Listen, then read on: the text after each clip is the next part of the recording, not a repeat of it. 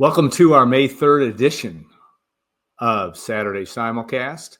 And we'll have Tom Dienhart will join us shortly. We'll talk Purdue football and more. And then, of course, Brian Neubert, too, will bring us up to date on Boilermaker basketball.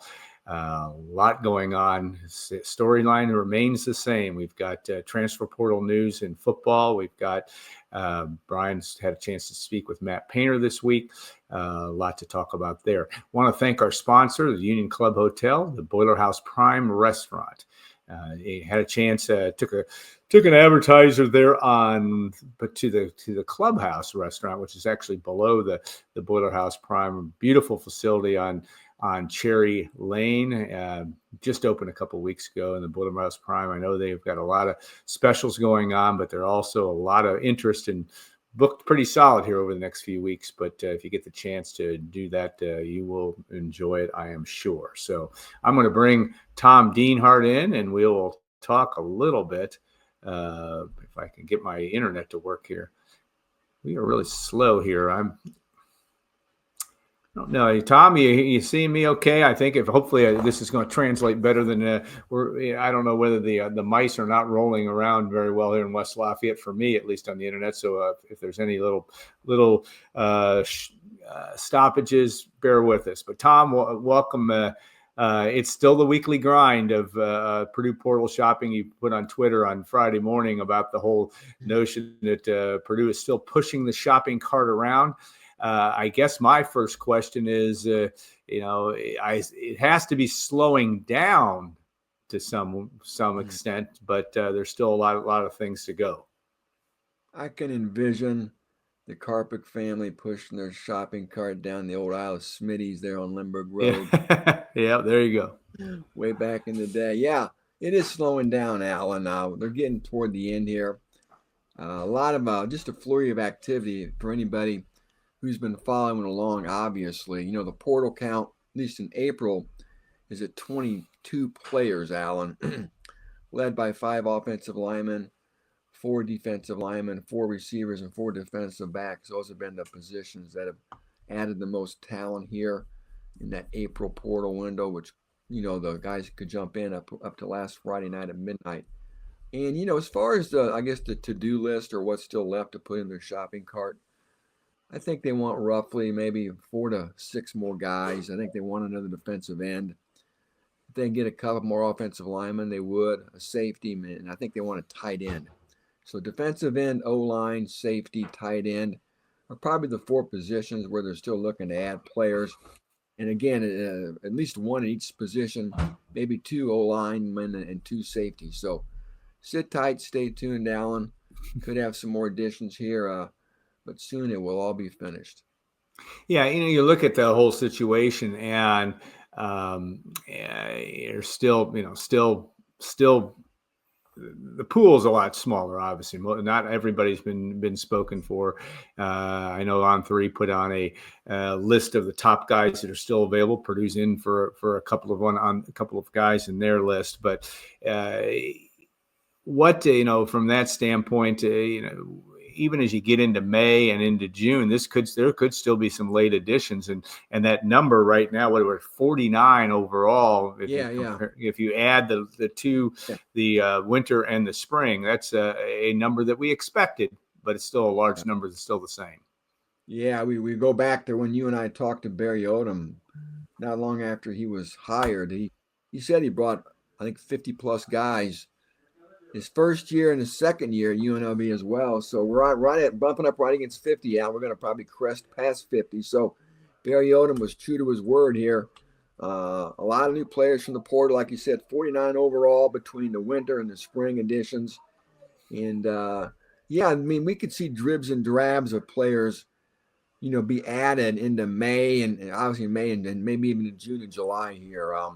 Once you're in the portal, you can always jump out. So it wouldn't be a shock if maybe Purdue adds a couple guys, maybe even late this summer as well. But again, the bulk of it's going to be done or taken care of here shortly. And now the work begins, right? Now you got to start meshing all these players together, trying to build chemistry, trying to build a team, and that's where the real work begins. And gosh, before we know, we're already on May 2nd, Alan. And Big Ten Media Day is going to be here, and they're going to be out on the fields going through practice, getting ready for that opener on August 30th against Ball State. Yeah, key date too is obviously I don't know if it still pertains to it, but in June a lot of these guys will come, but not all of them, right? I mean, but the majority of those new players are. I mean, obviously the ones from the winter, most of them are on campus, but it really is a heck of a job to be able to forge a team together in a very short period of time. But it'll be a busy June from that standpoint, just getting the team dynamics put together.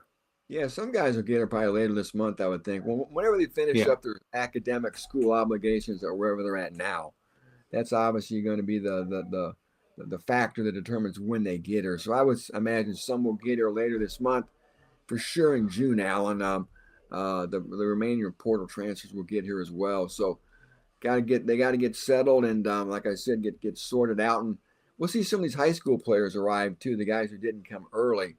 There's a handful of guys like Jerron Thomas up at Elkhart and Sam Stewart at Fort Wayne, who didn't enroll in January that will get here in June as well. So you'll see the rest of the class of 25 high school players who signed with Purdue get here as well.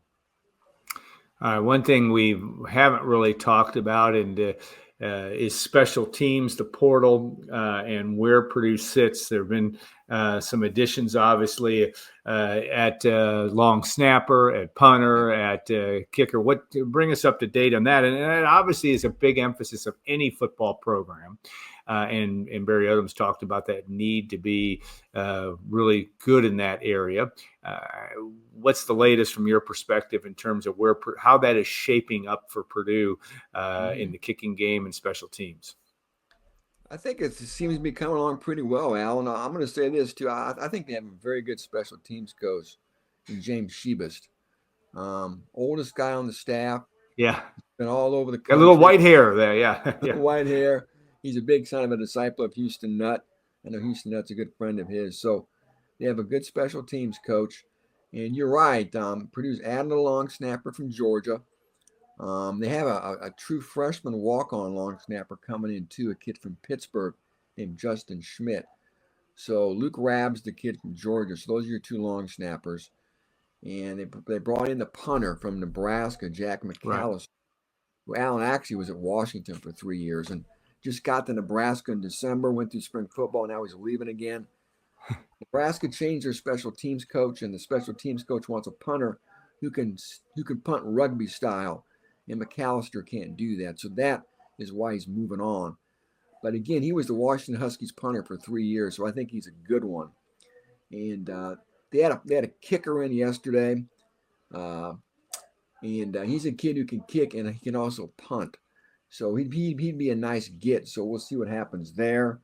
And remember too, Alan, back in December they brought in a punter from Arkansas, Dubwig, who's a kid who obviously went through Sam Dubwig went through spring football.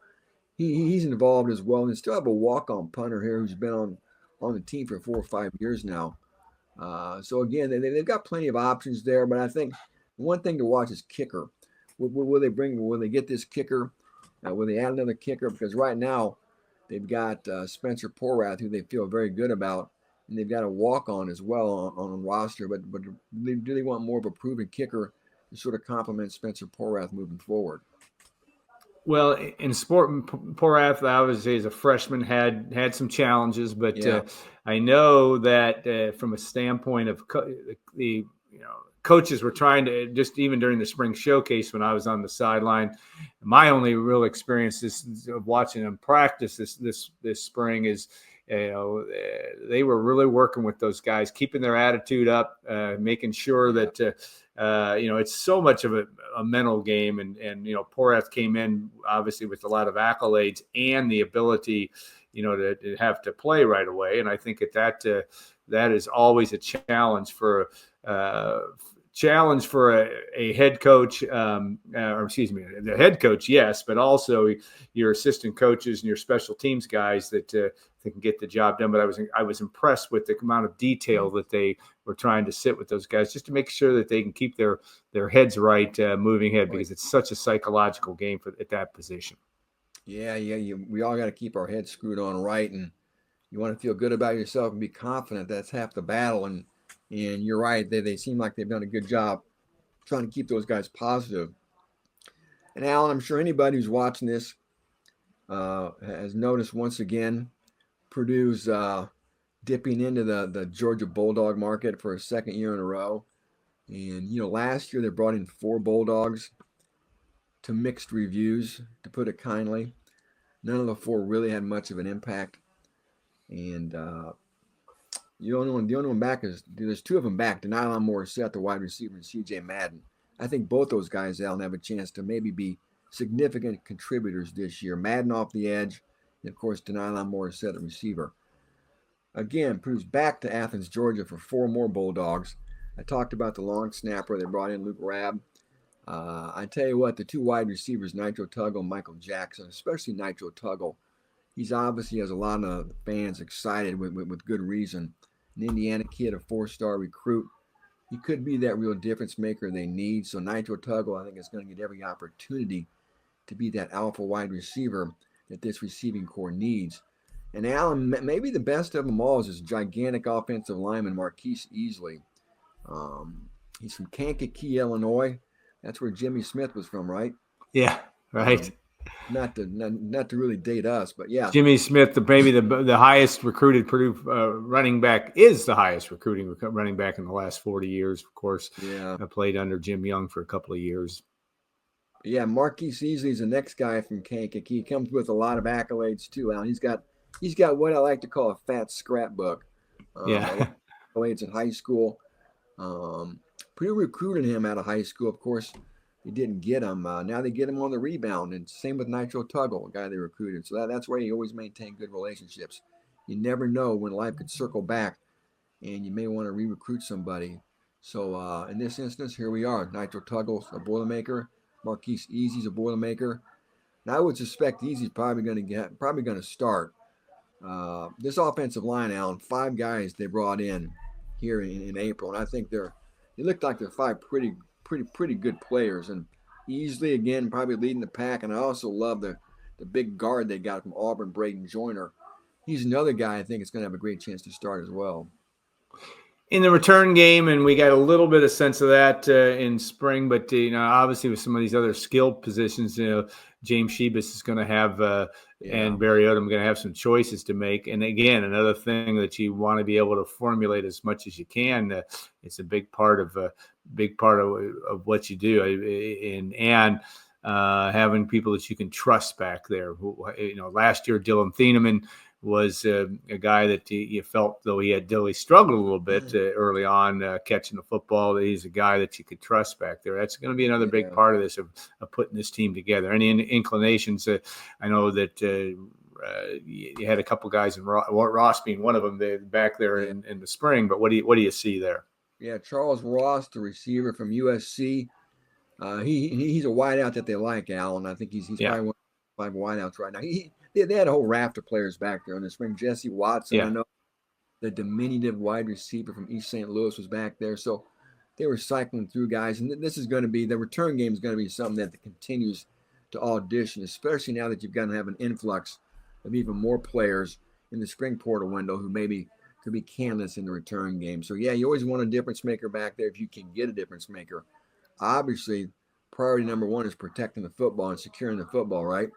The Jackson Anthrop specialty. Which he was good at. If you can get a guy that can secure the football, make plays like a Charlie Jones, well, we all know how the difference that can make. So, long story short, that's a story that's to be continued and a lot to sort out. I'm sure they're in no hurry to get the return game sorted out, but again, it's a bonus if you got somebody who's special back there, obviously.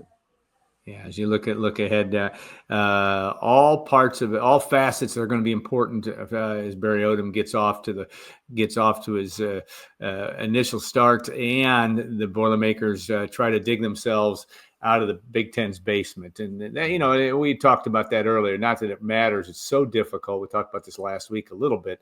So difficult to know what teams are going to emerge. you see some top 25s coming out again. Purdue's obviously not on them, but it is really interesting. One school you talked about that I think is really maybe making a big jump is Illinois. But Wisconsin's way down there. I saw the FanDuel odds in the Big Ten. It's Purdue and Northwestern are the lowest chances of making the Big Ten championship game, but Wisconsin's right there.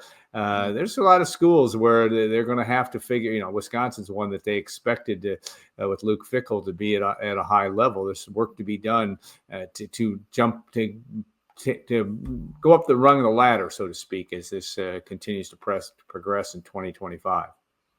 Yeah, the jury remains very much out on Luke Fickell.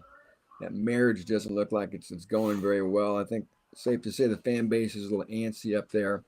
So, yeah, well, they're not used to that, obviously. So, yeah, Wisconsin, Nebraska's going to be a fun team, Alan. Can they take that next step under Matt Rule? And how good's Penn State really going to be? We've been hearing the last years, this is the year for Penn State.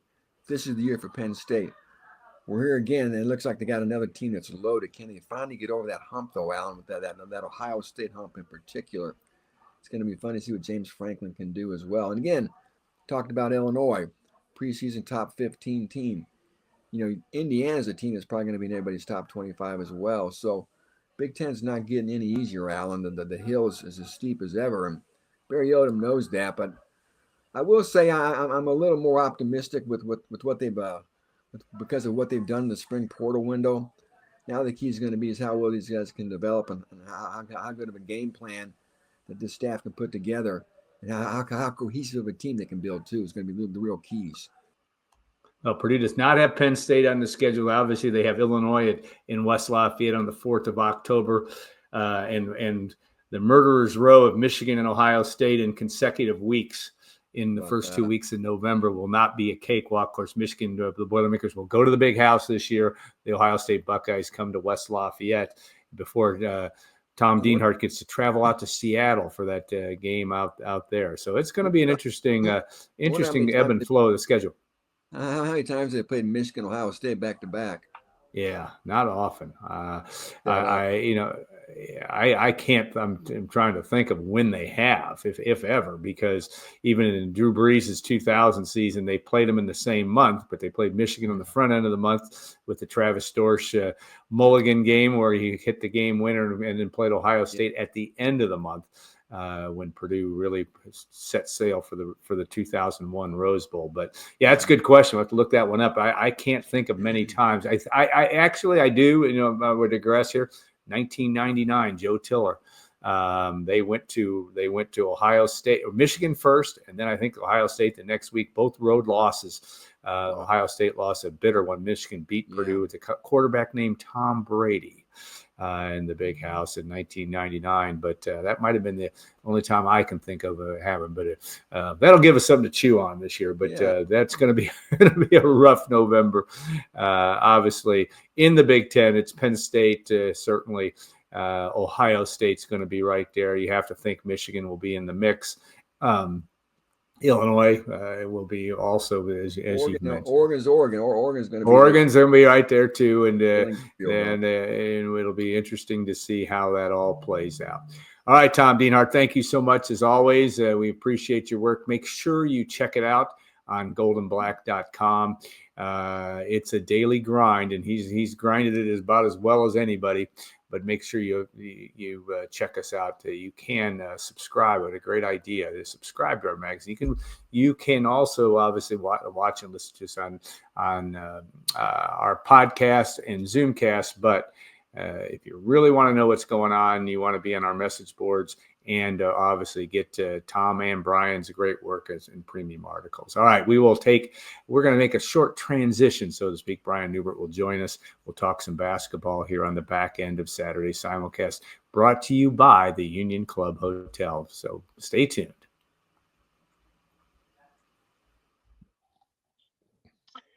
As promised, Brian Neubert joins us.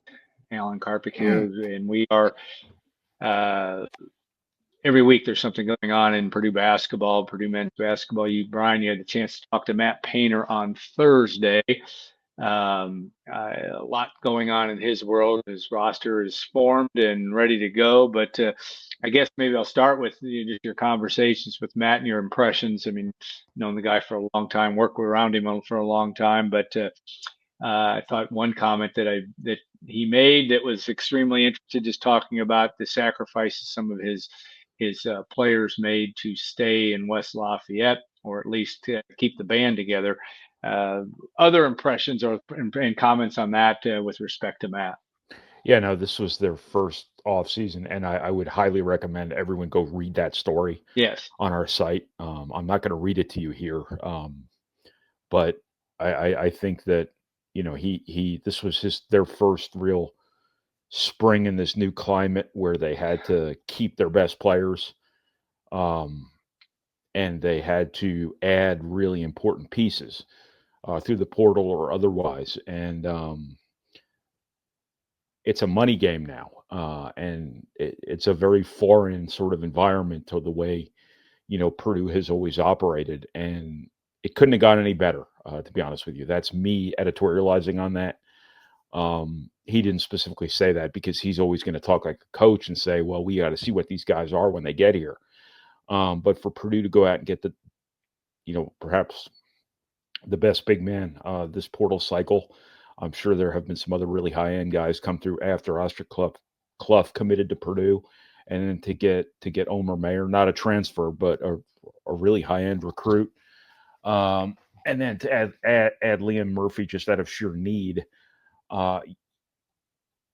Purdue had to talk money here with these guys, and when you have three really, really good players, two All-America level players, but three really good players, you have to take care of them in terms of what you distribute from a revenue sharing perspective. So Purdue probably didn't have a ton of, disposable income, so to speak. This is such a foreign deal to talk about too, having covered this stuff, in a very different world for so many years. Yes. But you probably don't have that much capital to go around. So Purdue had to go out there. And you don't want to say they got guys at a discount, but they found guys who wanted to be at Purdue, and it wasn't about maximizing your earning potential. All of Purdue's guys on this roster right now, the one really notable soundbite Purdue from Matt Painter yesterday was that everybody on the roster who's coming back could have gone out in the portal and gotten more money than they're getting Purdue. To the people who don't read the story and only see the tweet or the headline or whatever, that does not mean Purdue does not have money. Purdue has plenty of money. Purdue's players are going to do really well. But this was the Studio 54 spring of the money distribution era here in college basketball. Everybody had to empty their NIL chambers before July 1st. People are overpaying for players left and right. But none of Purdue's guys left over money, and guys left, yes. But when you look at the two guys who were in Purdue's rotation last year, I can't speak for them, but they left because of minutes, right? Not because of money. Purdue's got these guys who could have gone out and gotten overpaid. And I'm not saying that to belittle what their worth would have been on the market because of what they've achieved. But everybody's getting overpaid right now because of the landscape of this. Purdue's players are going to do really, really well. Braden Smith, Trey Kaufman-Renn, Fletcher Lawyer are going to do really, really well. Jakari Harris, CJ Cox are going to do very, very well. The incoming players are going to do very, very well. And on down the line, Daniel Jacobson, Raleigh Burgess, those guys are going to do, I just listed off the whole scholarship roster, I guess. But they're all going to do very, very well.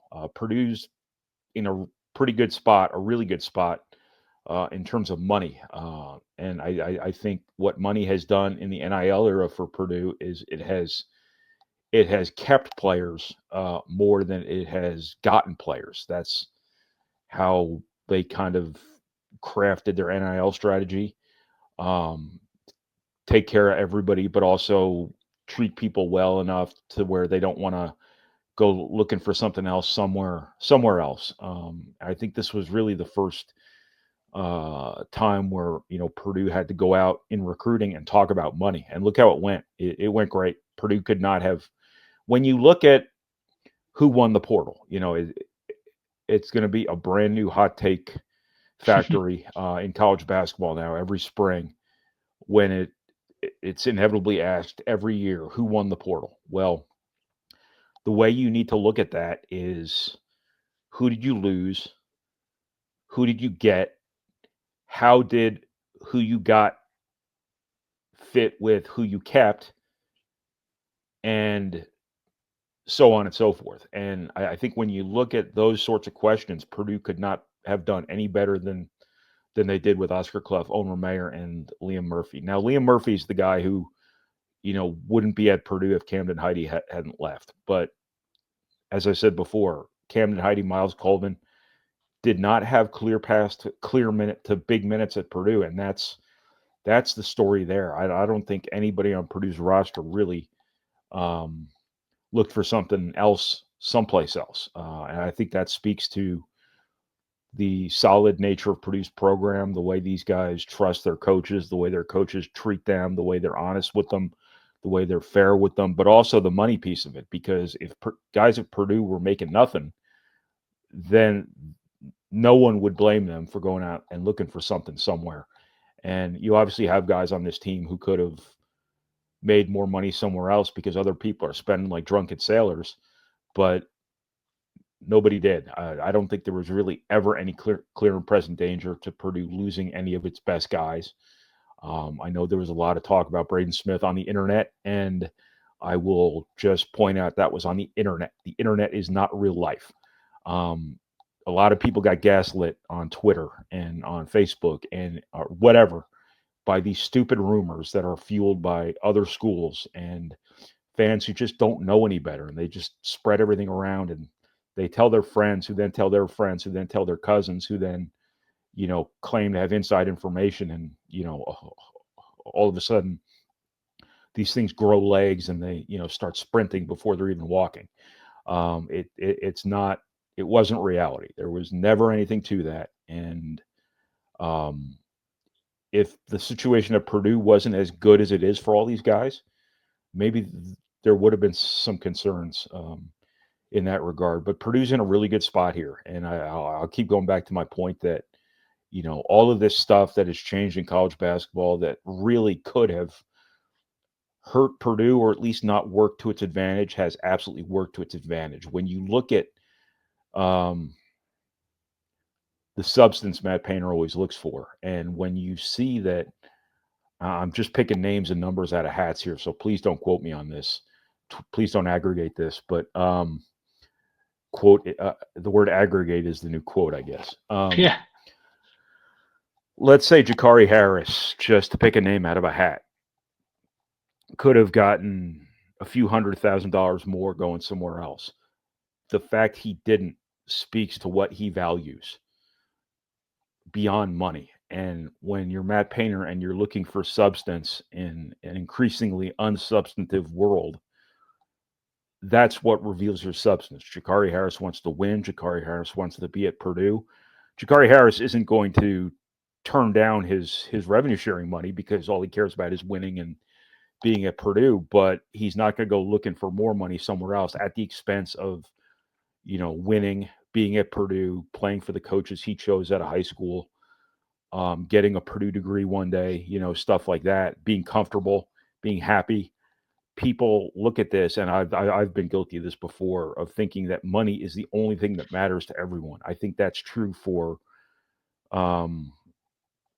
in a lot of cases, but Purdue has had a unique thing going here for a long time about guys who are invested in this place, who want to be here, and who are about things that transcend money and transcend a lot of other things that run through college players and high school players' minds. And Purdue's just in a really good spot here. This could not have gone any better these last couple of weeks for Purdue. Matt Painter didn't go so far as to say that, but what he did communicate was that he appreciates the fact that all of these guys could have gone out on the market and really, really padded their wallets, padded their bank accounts. And he, as he said, he wouldn't have blamed them if they did, because, money doesn't buy happiness, but it sure goes a long way to buying stuff that can make you happy. And the security that comes with money is something that if this is the peak, this sadly, I guess, could be the peak of a lot of these guys' earning potential in their lives. And Sure. I don't think anybody would have blamed any of these guys for going out and hunting money. That they didn't really speaks to not just these guys' composition, but the profile Matt Painter has gone to great lengths to build his program around. Alan Karpick with Brian Neubert, and you look at this in terms of the other thing that becomes really interesting is that winning quotient and the ability to get maybe a reason why these guys. I mean, yes, he made very clear that money has been sufficient at Purdue, but also the chance to win big. Any other thoughts from the coach in terms of expectations for next year, or as you look ahead to 25, 26? The reason why a lot of these folks want to be at Purdue is because Purdue is going to have a great chance to have a season that could get it as far as it got 2 years ago. How do you look at that? Yeah, think about how hard it would have been for some of these guys to walk away from this team right now. Yeah. Too. If guys want to go back to the Final Four, they're not getting a better shot at it somewhere else. There are very few places you could go that can credibly say, we've got a chance to do this again, or we have a chance to do this, period.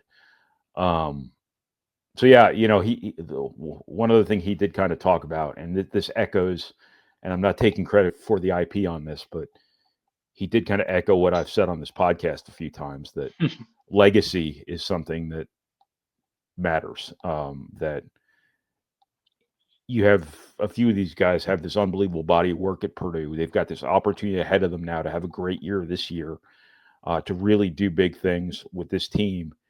And when you split in that situation, then you have forsaken that. Your legacy has gone from being that to being the guy who left. And he didn't quite put it that way.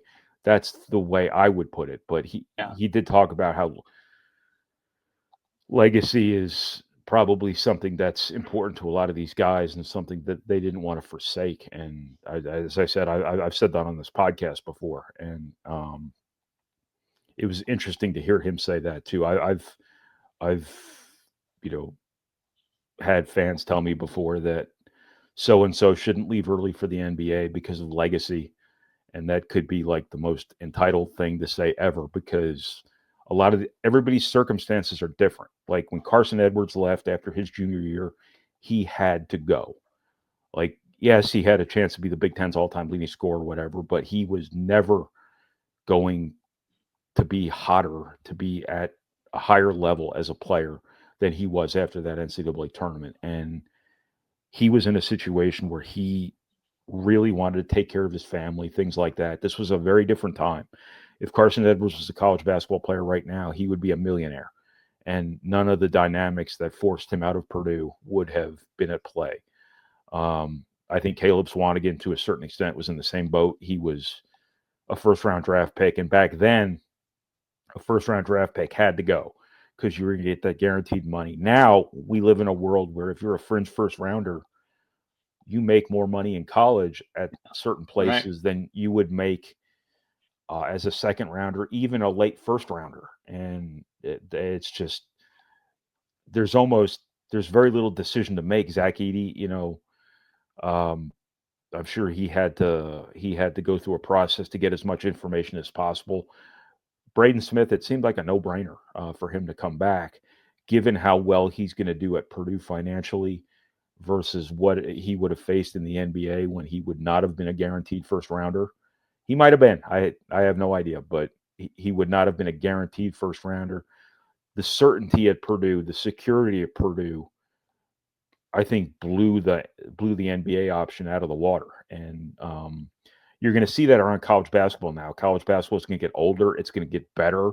The best players are going to stay longer, and Purdue has benefited from that more than anyone, because 10 years ago, Zach Edey never comes back for his senior year. Hell, 5 years ago, Zach Edey never comes back for his senior year. 5 years ago, Braden Smith probably shoots his shot now at the NBA.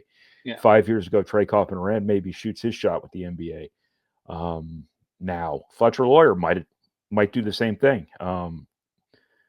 But it is a very different world, and Purdue, once again, all of this sea change that has come to college basketball has benefited Purdue exponentially more than it has hurt Purdue.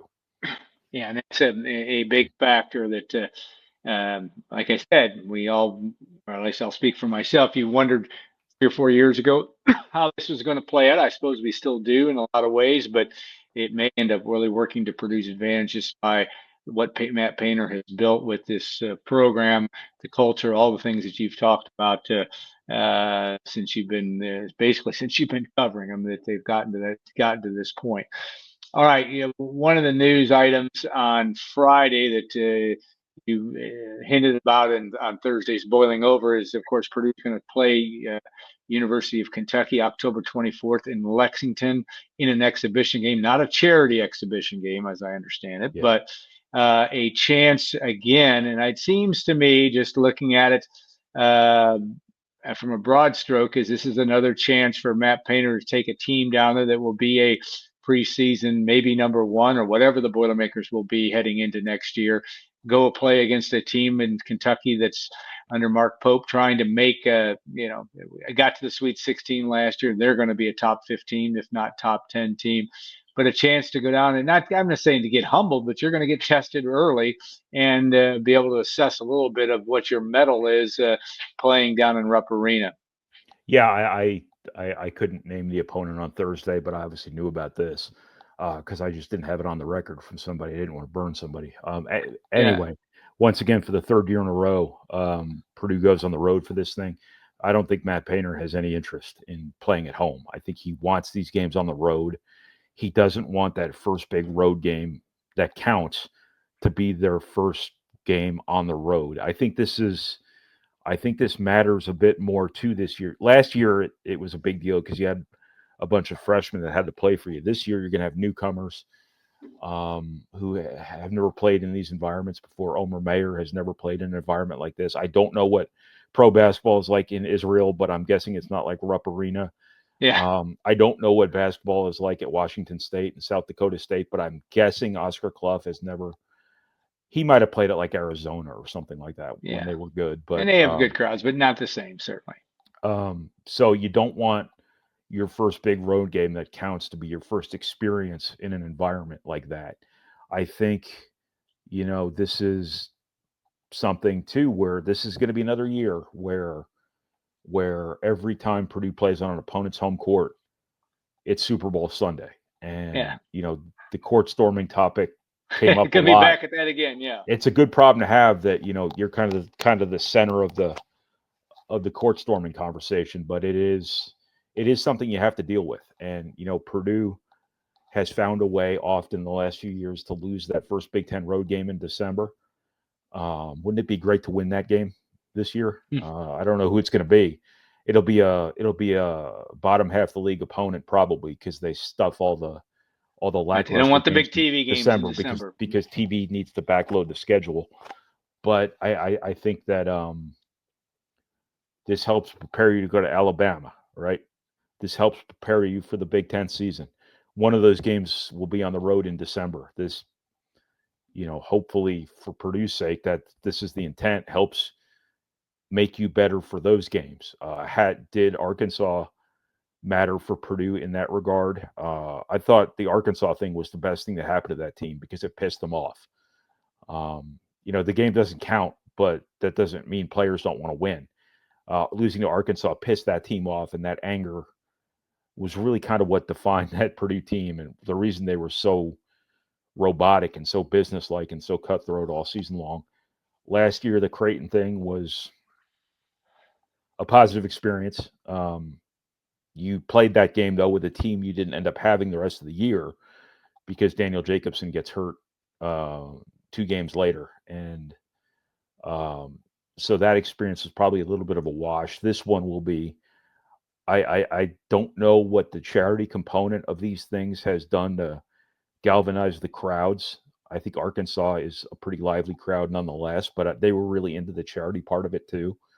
The fact these aren't charity games anymore because the NCAA changed the rule and just allowed them previously you had to get a waiver to be able to play these games for charitable purposes. Now that you don't need to do that anymore, I think these are just games. They're just exhibition games. I don't anticipate that doing anything to dampen the environment in Rupp Arena. And I can't think of very many places you can go that would be a better, more formidable environment for your older guys, but also your new guys to experience that sort of Super Bowl environment they're going to experience every time they play on someone else's court. I thought the Penn State game last year was the last vestige of the every time Purdue loses on the road, the court gets stormed era, but this year it'll go right back. Yeah. Purdue loses a road game this year, they're coming. Now, that might not be true like Michigan State or places that have actually accomplished things over the years, but if you lose at Nebraska again, or if I don't even know where they go. So if you lose at Iowa, they're coming. If you lose it at wherever, Ohio State, they're coming again. So. Yeah, that schedule out this week in terms of who Purdue's double plays are, and also who will be at home and who will be on the road. Michigan State obviously will be in West Lafayette this year because they weren't last year. And I don't know. I have to pull it back up of who Purdue's double plays are. Obviously, Indiana will be that. Iowa, Wisconsin, Indiana. Yeah. And so that's going to be an interesting. Obviously, Iowa has a new coaching situation there. Wisconsin's going to be Wisconsin, which is always dangerous by definition. All right, it will be a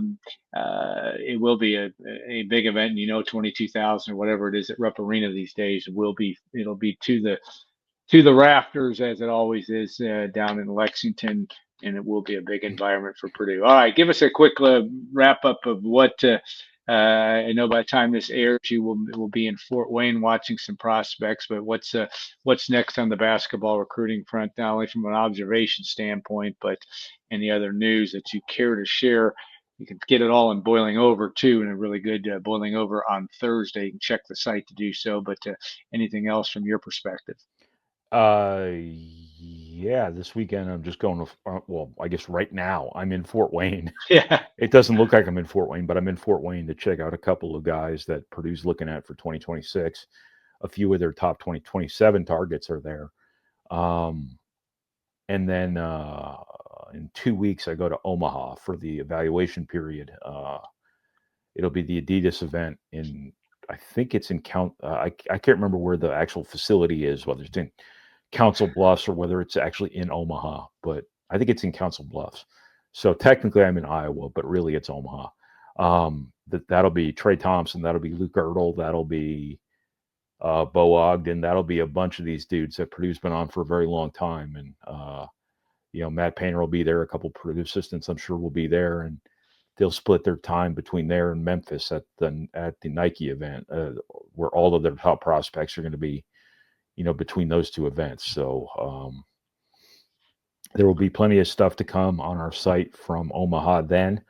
I'll have some stuff on the site after this weekend from a few of these 2027 guys that are going to be top Purdue targets and things like that. So busy. Yeah, there you go. All right, Brian. Well, thank you for everything, and we'll look forward to that coverage and more from as we work our way into the late spring graduation time, summer months of Purdue basketball, and of course, Tom Dienhart on the front end of this is still dealing with the whirling dervish of the transfer portal.